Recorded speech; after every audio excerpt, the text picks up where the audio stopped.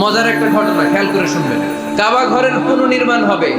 এখন কাবা ঘরের নির্মাণ শেষ, ওই হাজর আসাদ পাথর নিয়ে এটার কর্নারের মধ্যে সেট করা হবে।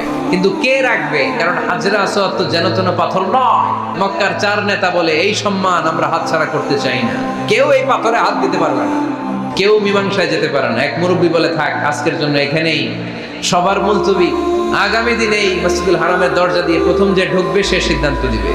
আল্লাহর মেহেরবানি, এর পরের দিন এই পথ দিয়ে ছুটে এসেছে বিশ্বনবী মুহাম্মদ। সবাই বিশ্বনবীকে বললেন, এই ঘটনা, কেউ তো পাথর ছাড়তে চায় না। বিশ্বনবী বললেন, কই পাথর? জান্নাতারে বললেন, ও জান্নাতা, কাপড়ের 4 কর্নারে তোমরা ধরো। বিশ্বনবী নিজ হাতে পাথরটা নিয়ে কাপড়ের মাঝখানে রেখে দিলেন। এবার বিশ্বনবী আগে আগে যায়, কাবার কাছে যে বিশ্বনবী আবার নিজ হাতে পাথরটা তুললেন, আবার নিজ হাতে কাবার ভেতরে রেখে দিলেন। পড়েন সুবহানাল্লাহ।